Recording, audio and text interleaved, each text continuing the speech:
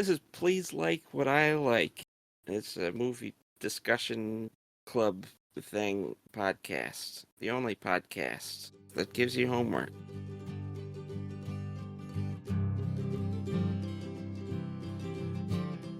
I like to think that I do not ask for much.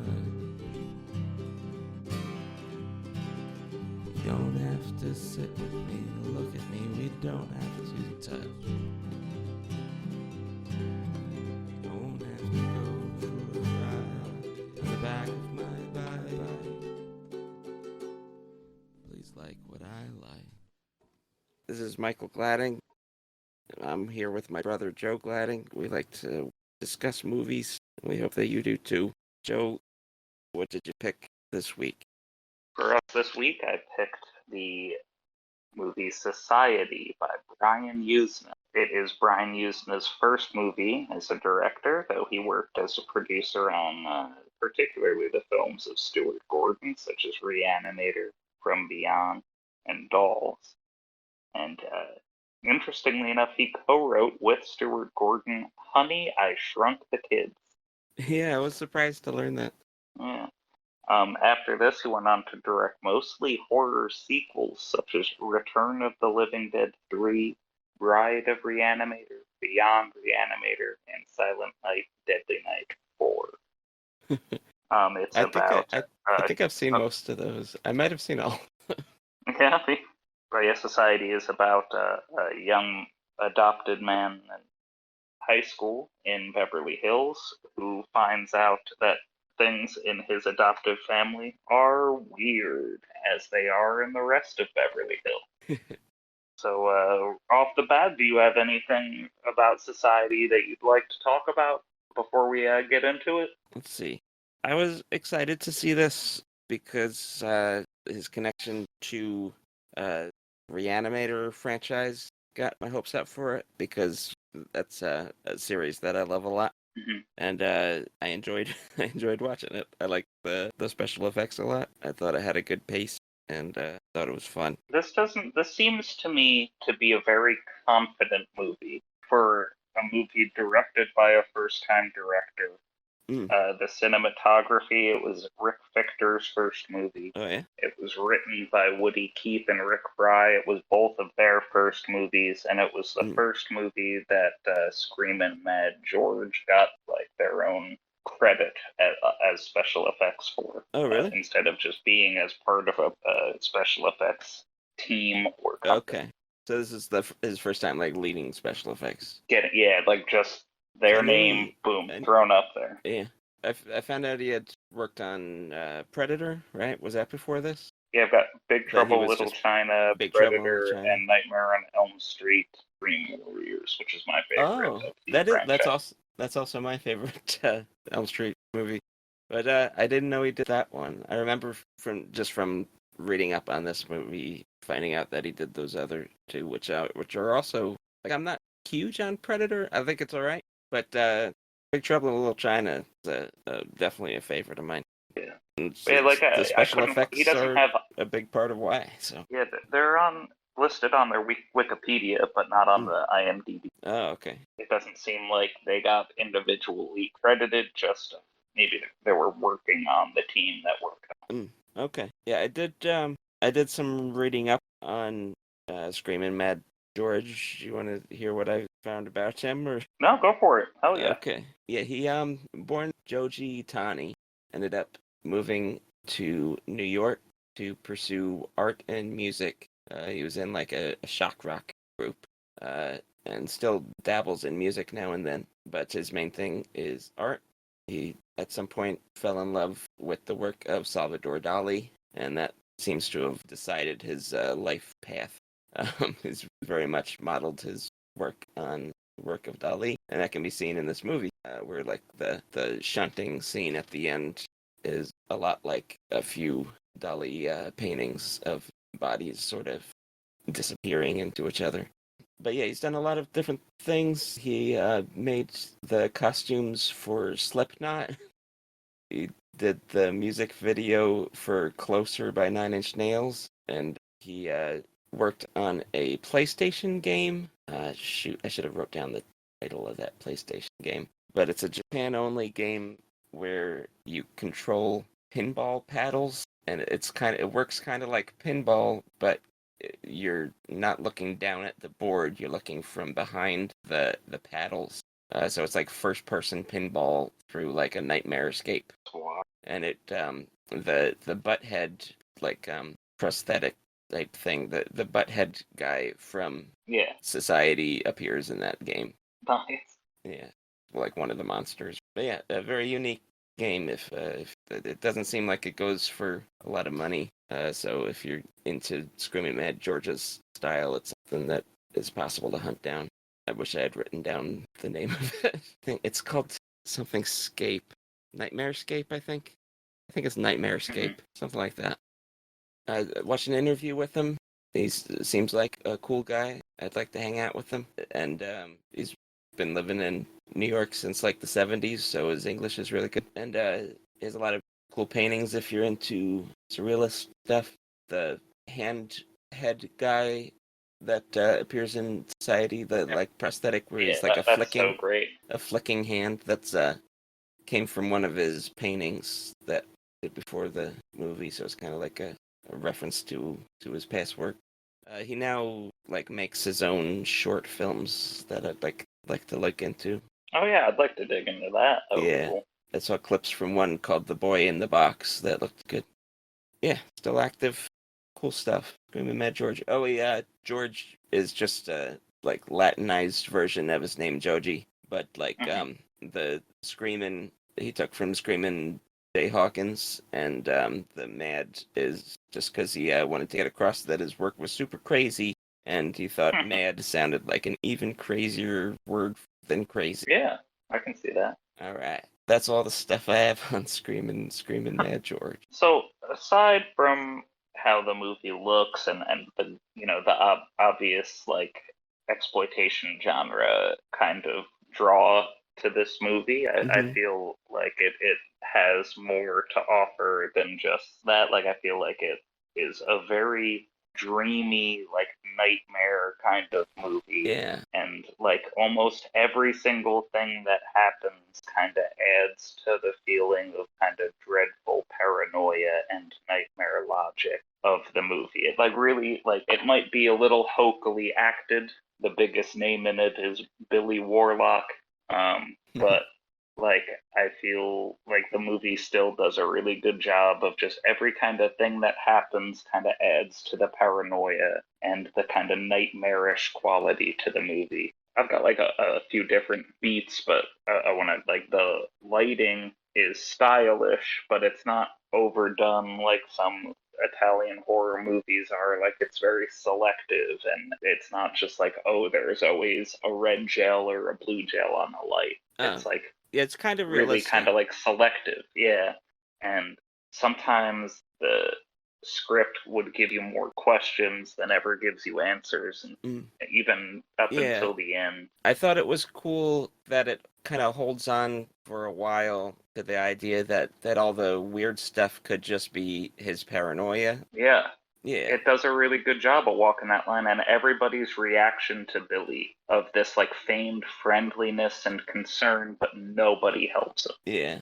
Everybody shows him the kind of concern and friendliness you'd expect from that station. Like the therapist behaves like a therapist would. The family kind of behaves like the family would, feigning this friendliness and concern, but they don't do anything to help him. They don't try to make him feel more comfortable in any way. They just act like that's what they're going to do. They're like, oh, Billy, don't worry about that kind of thing. And I don't know, up until like the very end of the movie, almost every time he goes to physically make a move, he is instantly and effectively restrained.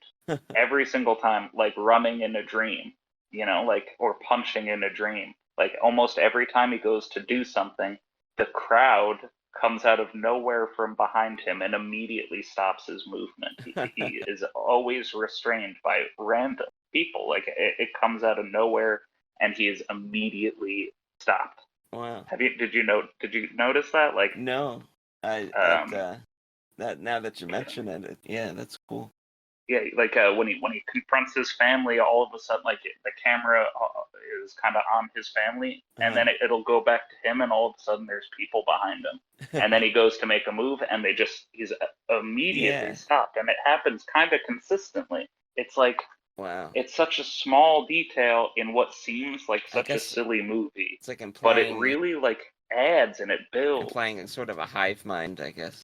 Yeah, and like I feel like the therapist did a really good job because he really seemed helpful for in like Uh, sometimes, and then sometimes he suddenly would seem completely unhelpful. yeah, Us as the viewer were onto him from the beginning, yeah. I but found like him the least convincing. I definitely thought my first time watching, I wasn't spoiled at all, and like the therapist seemed like one of the most suspicious characters to me. yeah, I feel like he really added to the feeling of paranoia because it Yeah. was someone that you're supposed to be able to trust the most, you know what I mean? Uh-huh. As like an outside observer. And he really felt like off the whole time. Yeah.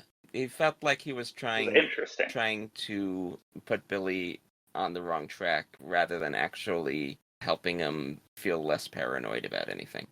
Definitely. Yeah. He felt sometimes more like a guidance counselor than Hmm. a therapist because he didn't seem interested in helping Billy's mental state. He just wanted Billy to focus more on other aspects of his life, which is kind of what a guidance counselor does, not what a. So, like, the first time watching, forgetting if he was a therapist or a guidance counselor. It's like in my notes. That's like. By the way, that first scene of Billy in the therapy session, the interaction between Billy and the apple, both times I Hmm. watched it really like stood out to me. This is how I wrote it down. Wait, there's no way this is an apple. I gotta know. Oh hey, that is an apple. Awesome. It's like it's telling us through his body language that even at the beginning of the movie he's already like skeptical and paranoid about everything around him. You know? Like he can't even believe if his food is food. The first thing I just noticed, the first thing I wrote, I like write scene by scene little notes. Yeah. And the first thing I've written is who holds a knife like that? And it immediately conjured in my mind the first scene, like in the nightmare wandering around the house. He like holds a knife like normal with his right hand and then wraps his left hand around the blade. I'm like, there's what's your end game here? What are you doing with the knife? Yeah, that's weird. The shower scene Yeah. where it was like the introduction. At that point, what were your thoughts as somebody who I tried to get to not know anything about the movie before seeing? I thought it could just be his paranoia, like he's seeing things because of the steam, and we're just getting like an exaggerated version of that picture. Hmm. So like I still wasn't sure if his sister was like a creature yet, you know? Yeah, yeah. I know this isn't what you're asking, but I believe the butt is real and the upper body is an appliance in that shot. There you go. Yeah, yeah. Okay. Um, I think you're right. feel weird pointing that out. Oh, and also that scene, like he goes into the bathroom because he wants suntan lotion. I'm like, it seems like such a weird thing. Like, I'm just gonna let Yeah. myself in because where else am I gonna get suntan lotion but the bathroom while my sister's in the shower? And like the way he sort of like mumble yells suntan lotion. Jay, I need some suntan lotion. Like it, like kind of mush mouth.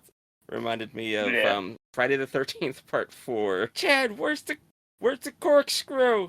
That part. I don't know if that scene. You know what I'm talking about? Yeah, Okay. I think I might know. Yeah.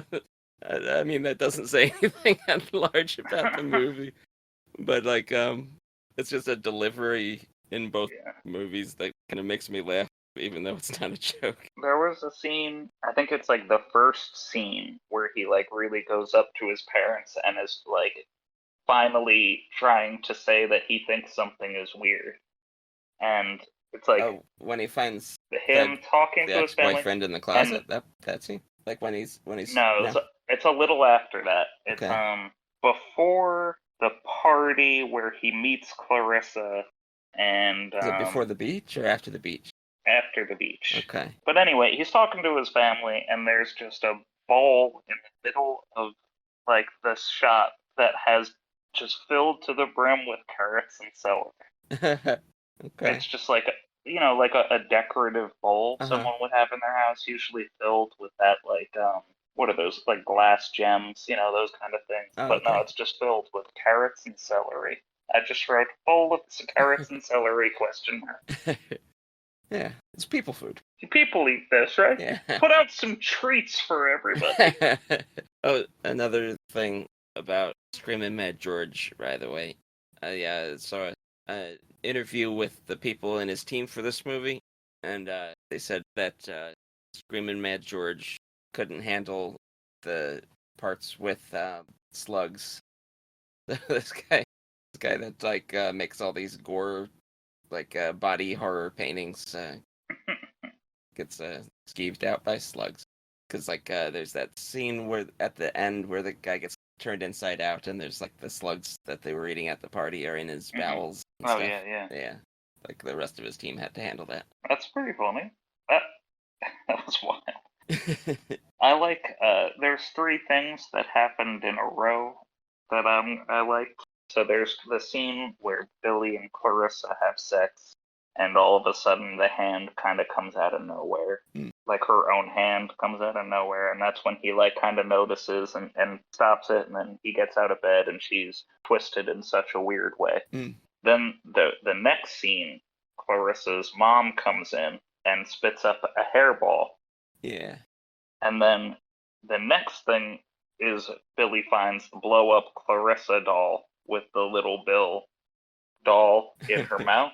Uh-huh. And I feel like those kind of three items in a row kind of make you feel like Clarissa is going to be the villain. And I feel like it sets that Yeah. up to be kind of a surprise when she isn't. Yeah, yeah, And I feel like those it's a three good things, yeah, it was twist. like if it was just one of those things, I feel like maybe it would be a little bit less of a twist. But like the fact that like you're like, oh well, so Clarissa's obviously one of Mm. them, and you think that it's going to be for Billy's demise, but she ends up Mm. kind of saved. Was it Milo that put the blow up doll in the car? Do we ever find out who did that? I think so. Yeah. Now I don't remember. I didn't write that down, Mm. but I think you're right. But yeah, that between the weirdness of the mom and like yeah, that blow up doll with the guy in the mouth, it seems like Hmm. my like somebody's trying to tell him that Clarissa wants to eat him, or that Yeah. Clarissa and his mom want.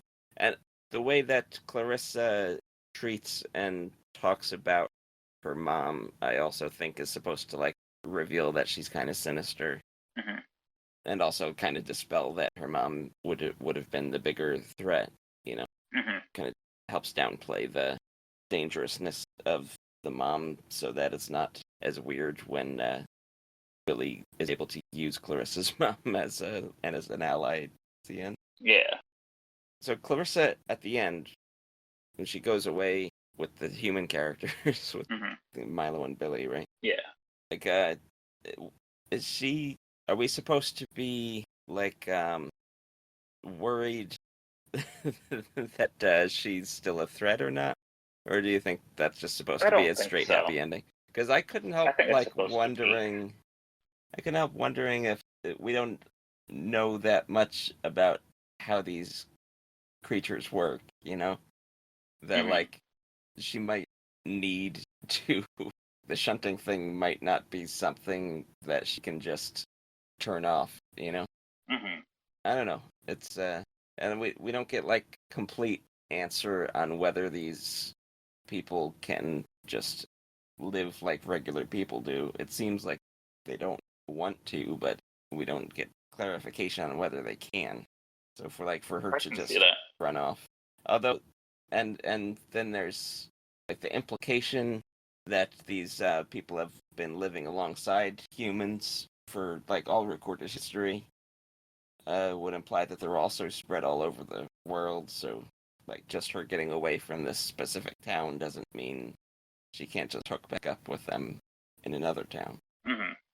So yeah, I felt like the ending. I didn't buy like a happy ending with the ending. Like I don't think that she's particularly treacherous still. She doesn't seem to have ill will, but I think it's an uneasy resolution. Yeah, well, I feel like I said, the whole movie kind of just has this uneasy vibe to it.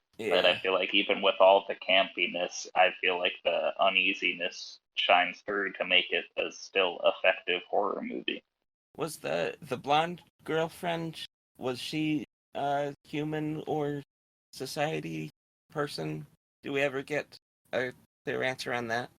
I don't know. Was she at the party at the end? I can't. That's part of what I can't The remember. shunting? I don't I think can't she remember. is I don't think so either. I think she because kind of just goes away when she like finds like spies on Clarissa. yeah, but like I would think if she was part of the society group that she wouldn't have like been having a hard time joining the party that she was so obsessed about, you know?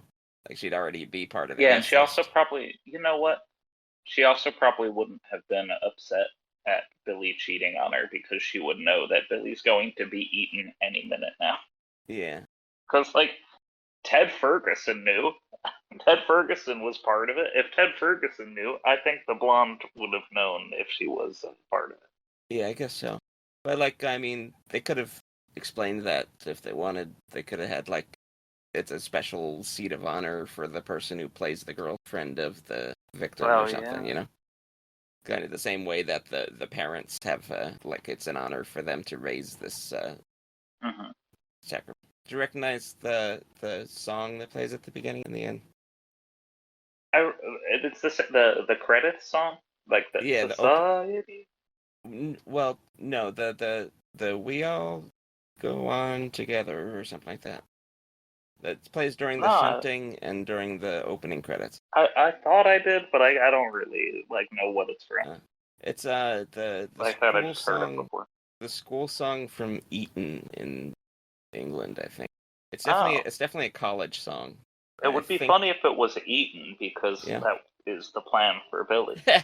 Yeah, but like that kind of goes along with the reception of the movie, how it kind of it seemed like English audiences connect with it better than American audiences did. Did you hear about that? Oh yeah. Yeah, this movie kind of flopped in the U.S. but did well in Europe, and it's kind of became a cult movie eventually in the U.S.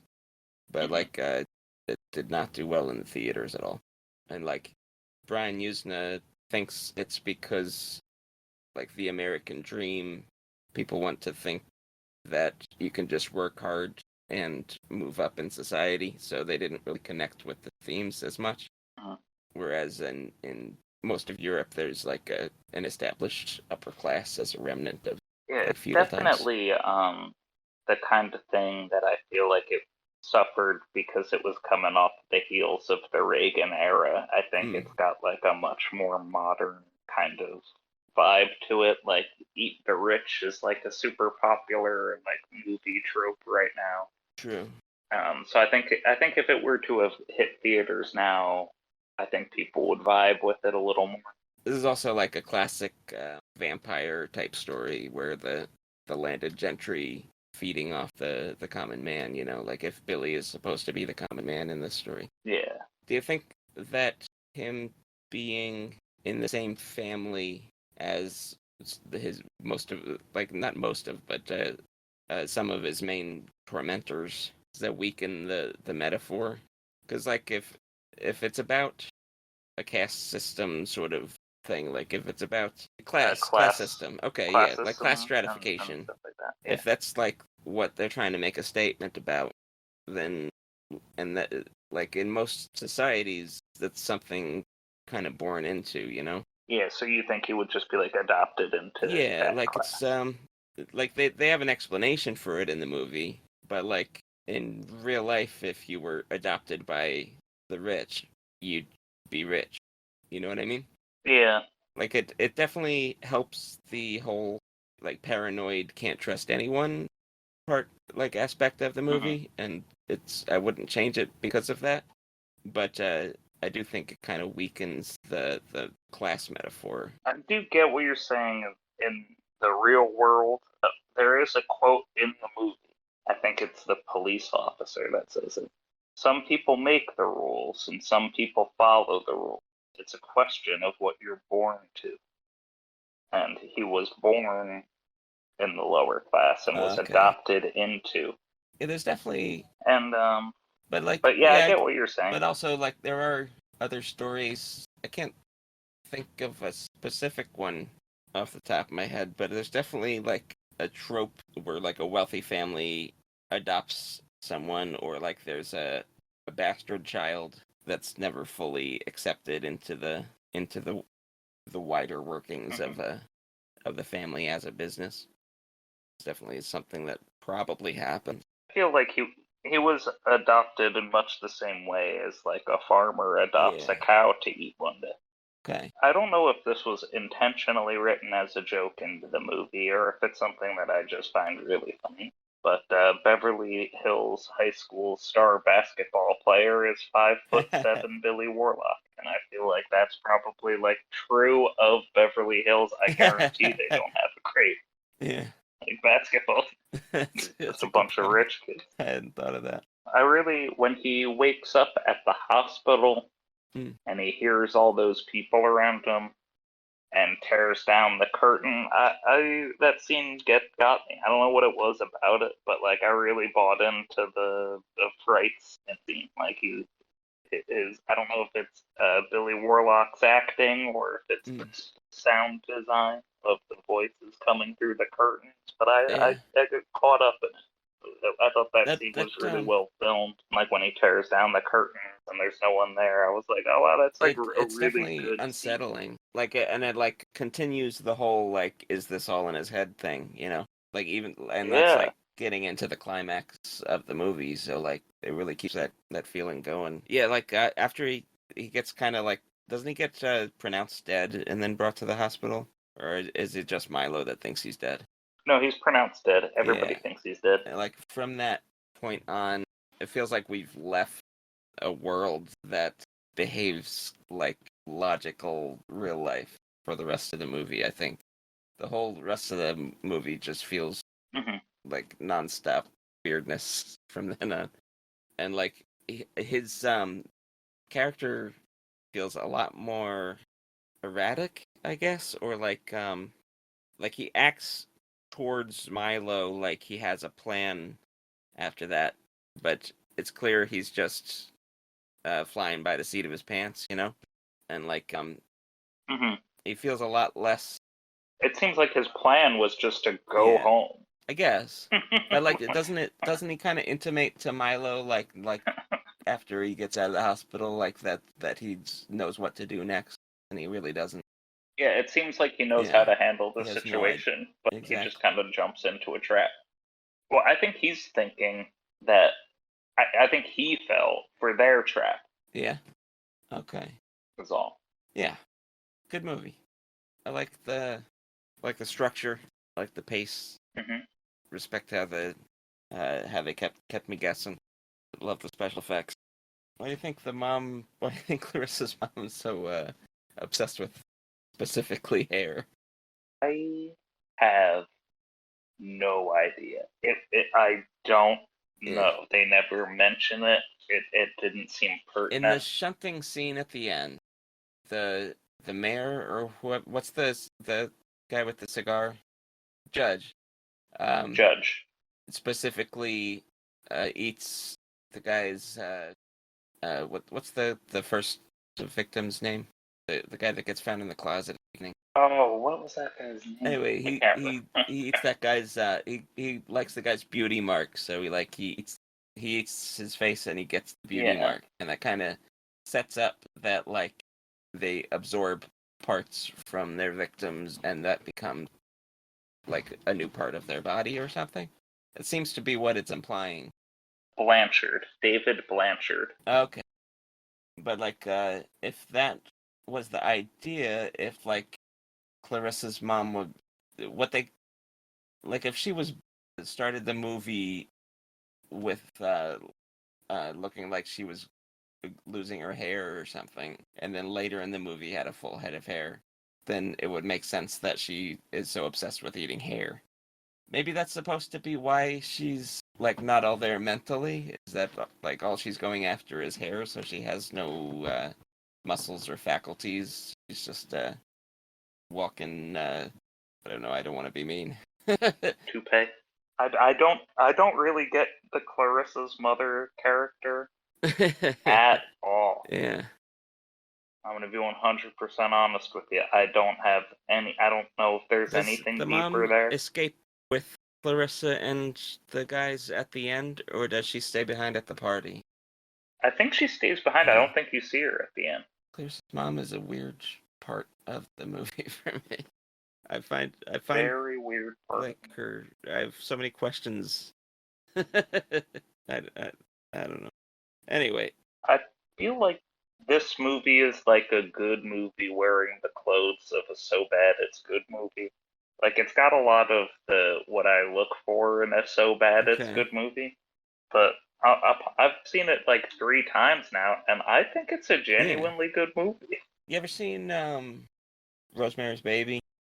Years ago, before I got it like into The film. structure kind of reminds me of that, and like the shunting scene reminds me a lot of like the reveal at the end.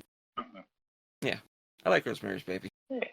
I think the funniest part of this movie is when his sister's head comes out of God knows where in his Voltron family and says, "You have any edible fantasies you'd like to indulge in? Now's the time." I was like, wow, that's insane. Like, Yeah. what just happened? And it was like so much happening in a split second when the head just kind of flips out of the, Yeah. I don't know, body thing. It is a bit odd how into each other Billy's sister and his parents are, where that doesn't seem to be a trait with the rest of alien, whatever we want to call them, creatures. You know, it's like seems specific to them. Yeah, I wonder if that's just like a. Yeah, it was Yeah, because very like the rest weird. of like they go off to a room, 3 of them, while the rest of the creatures are shunting. So it's like specifically what they. Yeah, just what they were into. Each other. So, did you look up some stuff about Brian Yuzna's Well, career at large that you'd like to discuss specifically, or do you want to just talk about, how much we enjoy the other I movies was like Reanimator? I didn't recognize his name when you suggested the movie, or like when I saw it in the opening credits. But like between my first and second rewatch, I looked him up, and I was surprised how much of his stuff I had seen. Like I said, I like the Reanimator series is a favorite of mine. Jeffrey Combs brightens up any horror movies, and he's in great in Star Trek. Yeah, I recently rewatched From Beyond, and it was just a blast straight through. I had a great time I don't like watching it as much as Reanimator, but it definitely like a movie that I love visually. Like it seems much more focused on the visuals with that movie, whereas Reanimators I think has a really tight script and a joy to watch.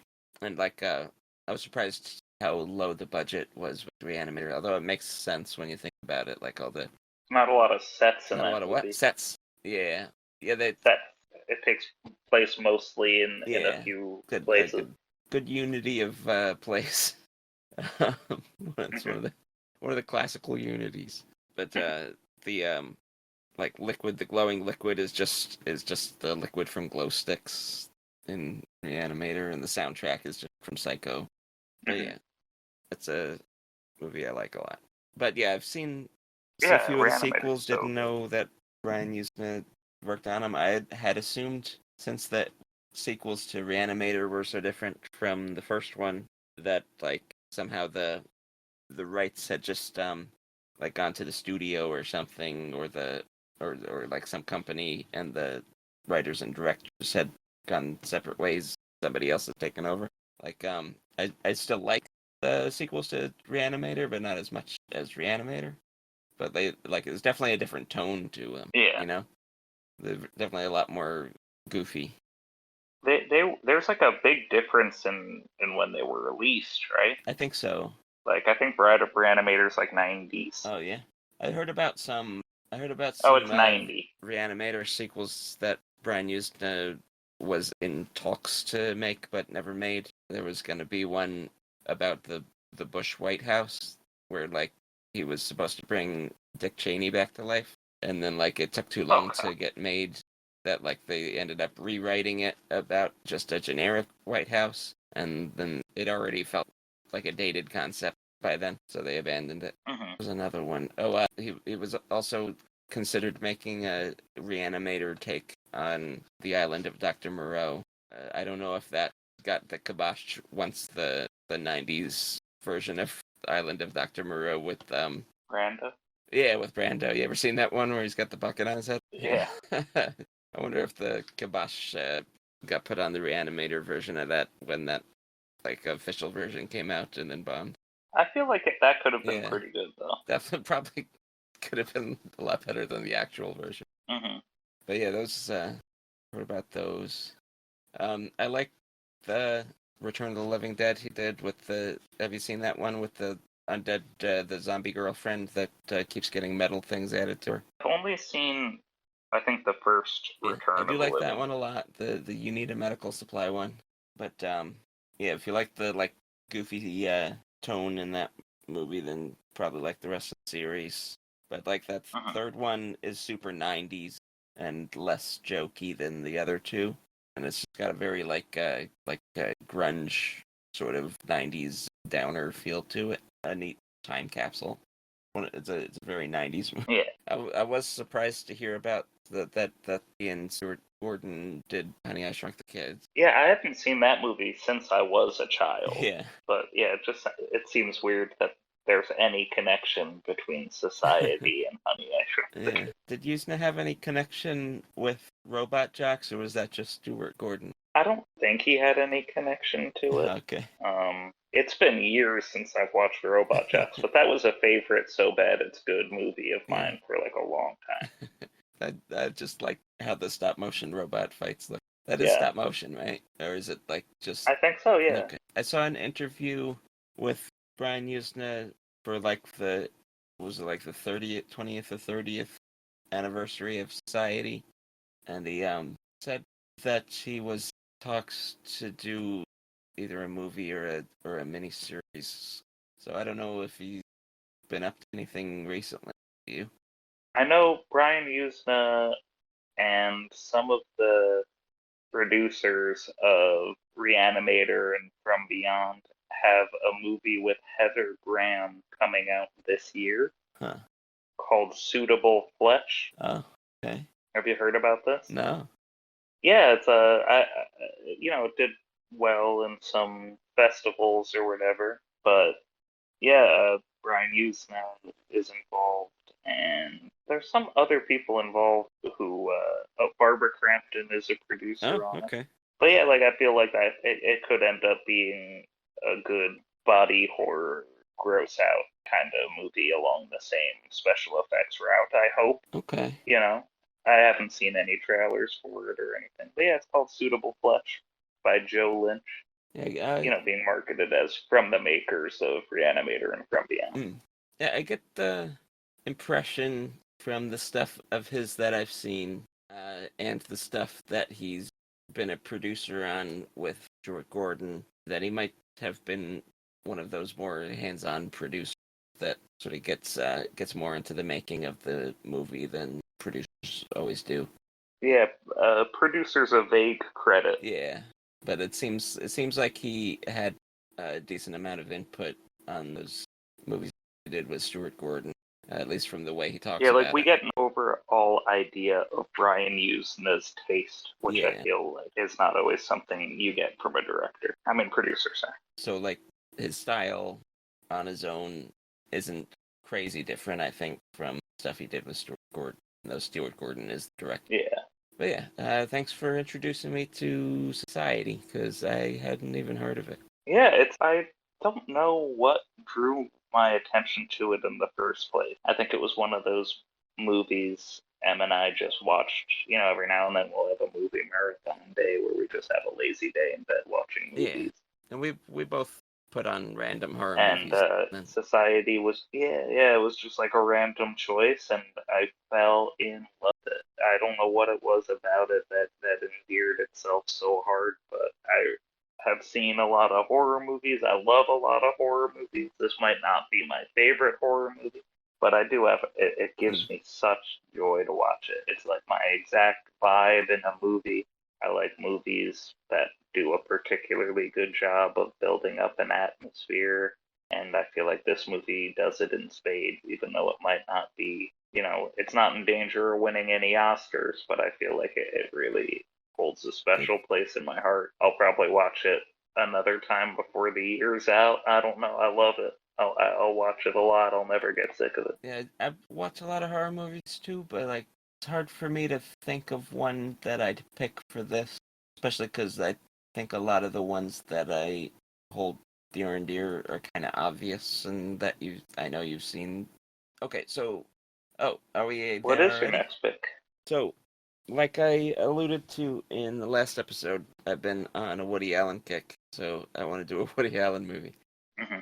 Been having a hard time picking between two.